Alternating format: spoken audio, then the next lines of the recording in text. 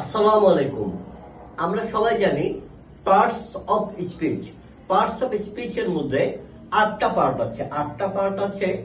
এখন আমরা কি একটা বাক্যের মধ্যে 8টা পার্টের সবগুলো পার্ট ব্যবহার করতে পারি কিনা, অর্থাৎ একটা বাক্যে পার্টস অফ স্পিচের 8টা পার্টের ব্যবহার সম্ভব কিনা?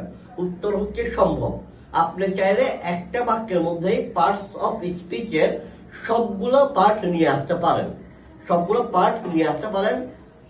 এর আগেও আমি আজ থেকে প্রায় 2 বছর আগে একটা ভিডিও করেছিলাম যেখানে আরেকটা বাক্য ছিল, যেখানে একটা বাক্যের মধ্যে পার্টস অফ স্পিচের 8টা পার্টে আমি দেখিয়েছিলাম। এই ধরনের বেশ কিছু বাক্য আছে, ইংলিশে বেশ কিছু সেন্টেন্স আছে যেখানে একটা বাক্যের মধ্যে পার্টস অফ স্পিচের 8টা পার্ট চাইলে ব্যবহার করা যায়। তো আজকে এরকম আরেকটা সেন্টেন্স নিয়ে হাজির হলাম যেখানে একটা বাক্যের মধ্যেই পার্টস অফ স্পিচের 8টি পার্টে আছে। যেমন সেন্টেন্স একটু খেয়াল করেন। Wow, she gently placed her lovely cat on the warm soft pillow and whispered with care. Wow, she gently placed her lovely cat on the warm soft pillow and whispered with care. এই বাক্যে যে ওয়ার্ডগুলো আছে এই ওয়ার্ডগুলো কোন কোন parts of speech দেখেন। প্রথমে হচ্ছে ওয়াও, এটা হচ্ছে একটা ইন্টারজেকশন, একটা parts of speech. she, her, এগুলো হচ্ছে প্রোনাউন, আর একটা পার্টস অফ স্পিচ, দুইটা গেল।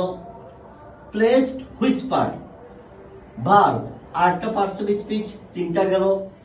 জেন্টলি, অ্যাডভার্ব, আরেকটা পার্টস অফ স্পিচ, 4টা গেল। লাভলি, লিটল, ওয়ার্ম, অ্যাডজেক্টিভ, আরেকটা পার্টস অফ স্পিচ, 5টা গেল। খ্যাট, পিলো, খেয়াল, নাউন, আরো একটা পার্টস অফ স্পিচ, 6টা গেল। এই কেয়ার যে ওয়ার্ডটা, এই কেয়ার ওয়ার্ডটা আপনি চাইলে ভার্ব হিসাবে ব্যবহার করতে পারেন, তবে এই বাক্যে, এই সেন্টেন্সে কেয়ার ওয়ার্ডটা একটা নাউন হিসেবে ব্যবহার করা হয়েছে। এন্ড, কনজাংশন, আরেকটা পার্টস অফ স্পিচ, 7টা গেল। অন উইথ, প্রিপোজিশন, আরো একটা পার্টস অফ স্পিচ, টোটাল 8টা পার্টস অফ স্পিচের যে 8টা পার্ট আছে, যে পার্টস গুলো আছে 8টা, এই 8টা পার্টসে এই একটা বাক্যের মধ্যে চলে আসছে। শুধু এই একটা বাক্য না, ইংলিশে এরকম বেশ কয়েকটা বাক্য আছে যেখানে একই বাক্যের মধ্যে আপনি চাইলে পার্টস অফ স্পিচের 8টা পার্টে ব্যবহার করতে পারেন। ধন্যবাদ। আসসালামু আলাইকুম।